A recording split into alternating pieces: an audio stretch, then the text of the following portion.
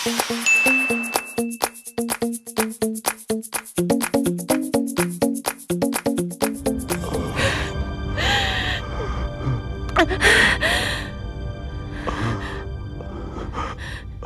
ang digmaan, Agilos.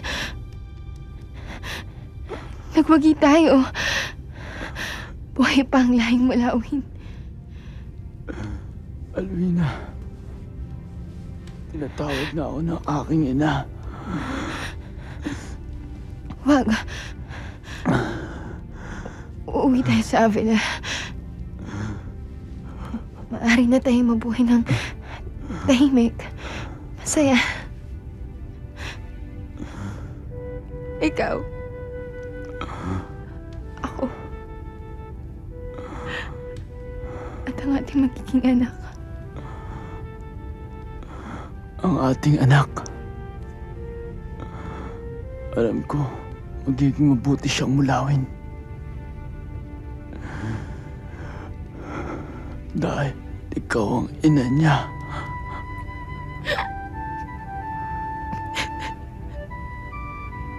Ikaw ang buhay ko.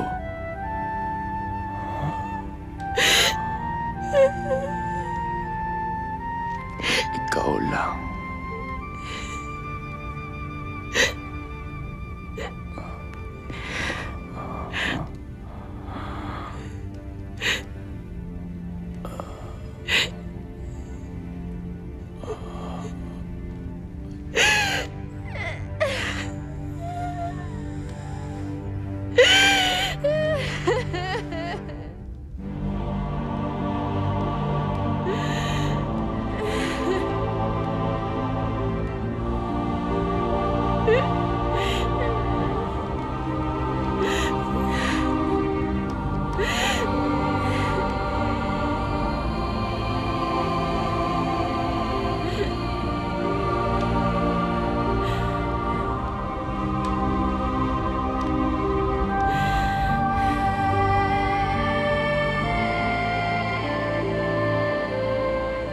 Sa tuwing nagsasara ang isang kabanata, may bagong nagsisimula. Kakabit ng pamamaalam sa nagdaan ang pagsalubong sa paparating. Kasunod ng taglagas ay ang tagsibol. Pagkatapos ng dalamhati, sumisilip ang pag-asa at ang bawat wakas ay nagbubunsod ng bagong simula.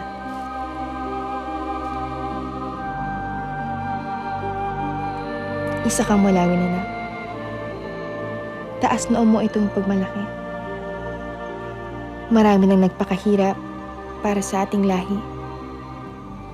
Sina Aviona, Pagaspas, Lawispis,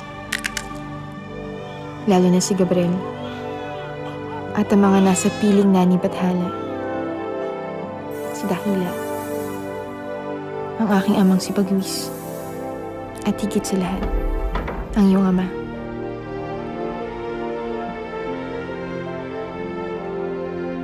Ang magbuwis ng buhay para sa lahi ay kagitingang di matatawaran. At para sa mga nag-alay ng sarili sa ngalan ni Bathala, naghihintay ang pangako ng buhay na walang hanggan.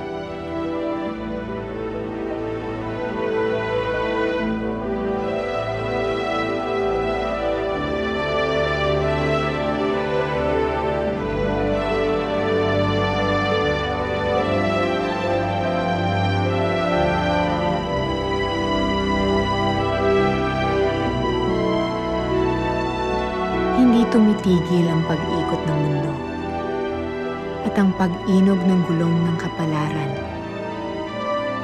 Ang buhay ay patuloy na pag-iwan sa nakaraan at pagharap sa mga hamon ng kinabukasan. Ang bawat paggunaw ay sinusundan ng paglikha at sa bawat kamatayan ay may kapanganakan.